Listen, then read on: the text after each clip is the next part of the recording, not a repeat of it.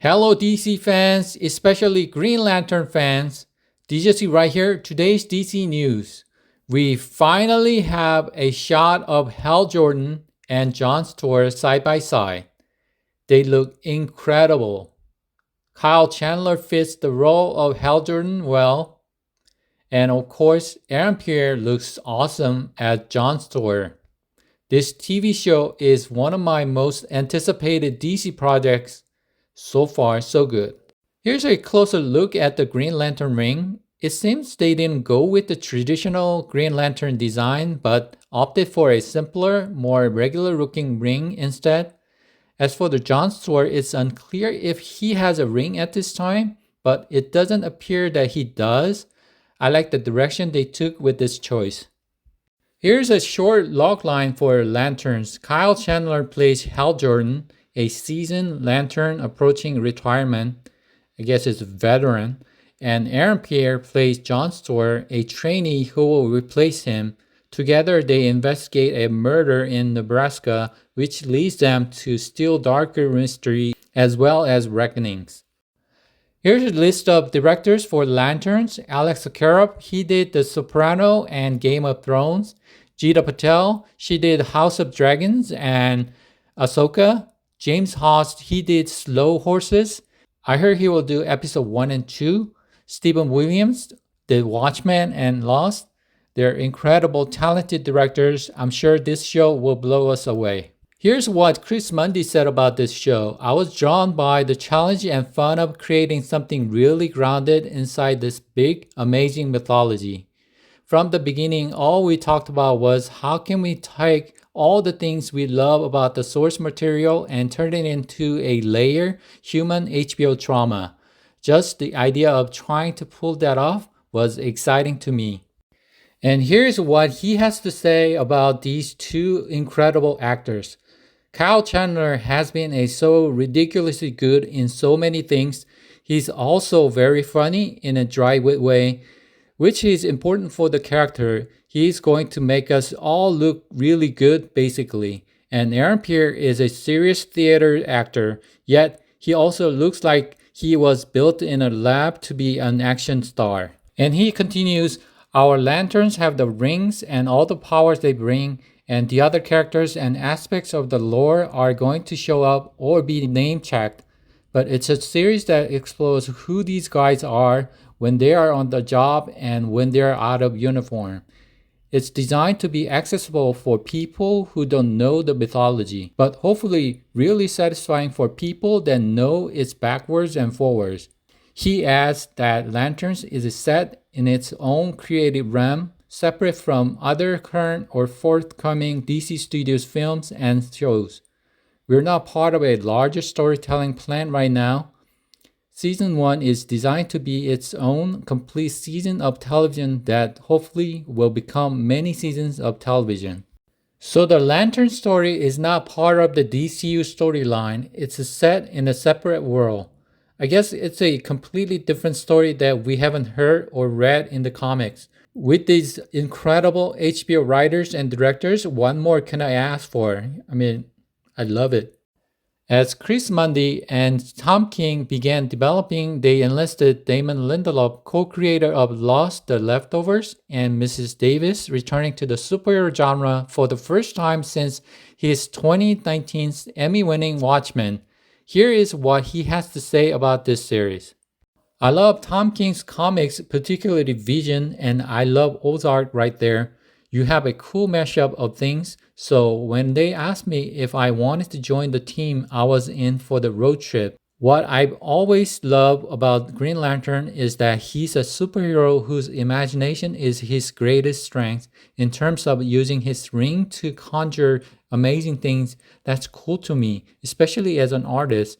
The other thing I loved about Green Lantern Corps, besides its diverse range of male, female, alien characters, is the fun camaraderie and competitive tension between its members.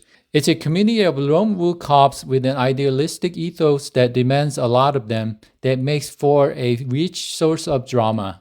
I hope they make more seasons so we can see other Lanterns like Kyle Rayner, Simon Baz, or other Lantern Corps. brightest day, in blackest night, no evil shall escape my sight. Let those who worship evil's might beware my power, Green Lantern's light. Okay, let's talk about Superman. James Gunn talked about whether Superman will be considered an ensemble movie. He said no, because it's about three characters, Superman, Lois, and Lex. Those are the three characters. Everyone else serves that story. Every single frame of the movie is about Superman's story, like it's about his personal journey. It's not Guardians of Galaxy. Every character has their arc, like I'll have in any story, but it's really about Superman. Okay, everyone, please be patient until we see this film. And here's what James Gunn said about Superman test screenings and reshoots. We've done screenings, we've done real screenings, definitely learning stuff all the time, definitely editing and making little changes. You know, we might shoot a couple of little tiny things. I used to be kind of against it, because you don't want to have to shoot again. It's pain in the ass, but as time has gone on and I made more movies, I really like being able to say, you know what, I wish I had that shot.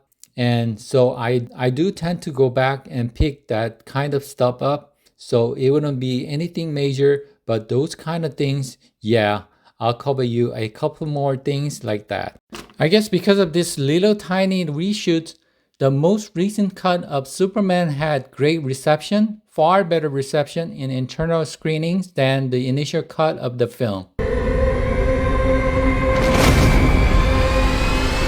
Okay, here are the brief rest of the DC news. I don't know what's going on with DCU Wonder Woman, but unfortunately, Monolith Wonder Woman game is canceled. That's it. Done deal. That's bummer. And for Peacemaker Season 2, here is new photo of John Economos, and new Peacemaker comic book is coming, so you can pre-order. And for Surgeon Rock movie, Jeremy Allen White has turned down the role of Surgeon Rock. So I'm suggesting, how about Dwayne Johnson, Surgeon Rock? There was a rumor that Daniel Radcliffe is being eyed for Clayface role. But right away, James Gunn debunked this and say, as we confirmed it the other day, we are closing a deal with James to direct because we don't have a director yet. We haven't even started the casting process yet. Daniel is great, but we certainly haven't talked to or considered him. So this is 100% false. I guess it's not true. And about the Batman movie, the Matt Reeves Batman, Peter Safran says, the only thing that Elseworlds is Matt Reeves' world, his crime saga that he's telling, the Batman trilogy. So he confirmed that it's gonna be trilogy, the Penguin series. That's what's in the lane. So still under DC Studios, still under us. We have an incredible relationship with Matt, but those are the only things. So he confirmed that it's gonna be trilogy, but we haven't seen part 2 yet. When are we gonna see part 3? 10 years later? Okay, this is my today's last news. It's about Batman, the Brave and the Bold. James Gunn said, we have a writer on Brave and the Bold now. It's going very, very well. And I am actively involved with every bit of that coming across. So like I'm part of the engine that's pushing that across. He's emphasizing actively twice right there. And Peter and James Gunn did not want to reveal the writer's name. There's no reason for that. And James Gunn mentioned that he's a big fan of Batman, and I think definitely he's writing the Batman, the Brave and the Bold.